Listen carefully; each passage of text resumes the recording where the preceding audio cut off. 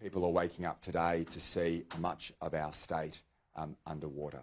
It has been an incredibly difficult evening, and I want to begin by thanking all our volunteers, our SES volunteers, RFS, those in evacuation centres who have worked through the night providing care and support for people who need it.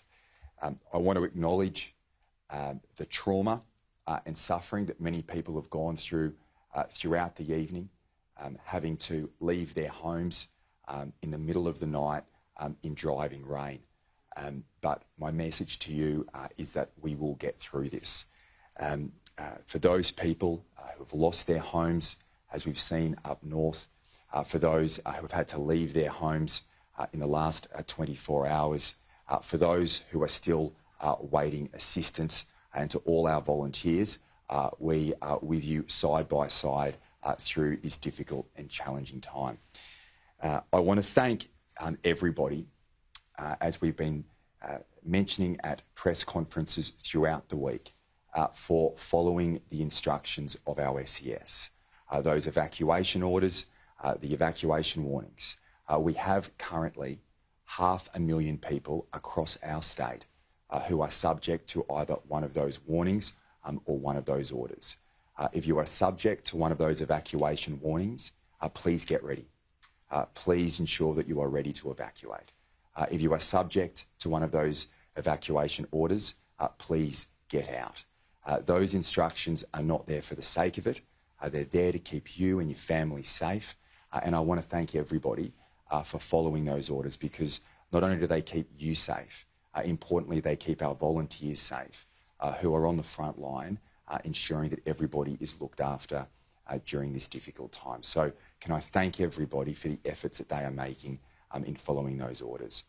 In addition to that, we do believe that things will get worse right before they get better here in our state.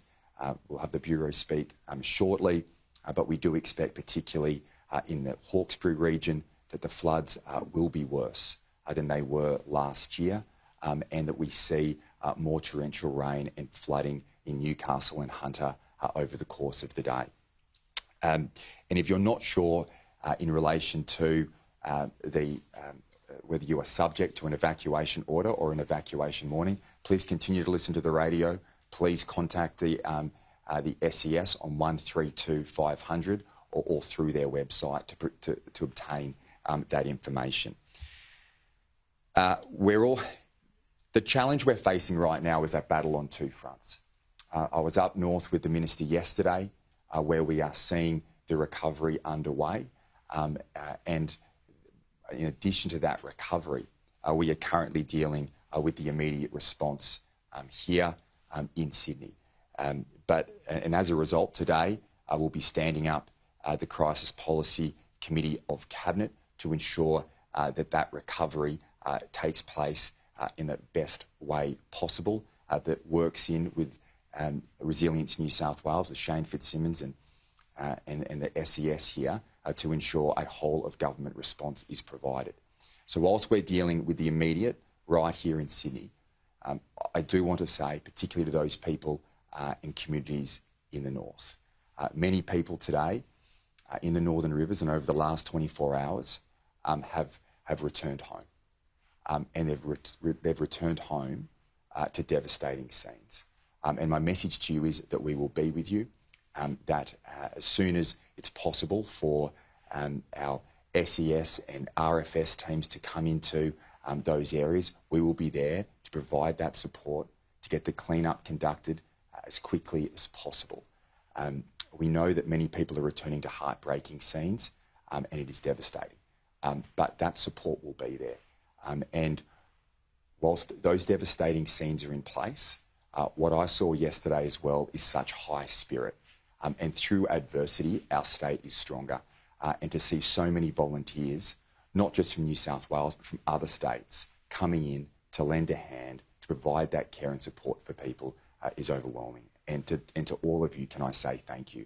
Because it is that spirit of service that makes our state great. And it's that spirit of service that I know will ensure through these difficult times that we will get through.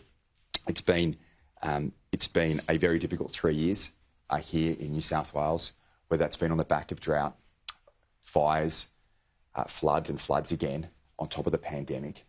But through every single moment, our state and our people have stood tall. And I can say on behalf of the government that I lead, that we will be there every step of the way, that we've got through every one of those difficulties of the past, and we will get through this together again.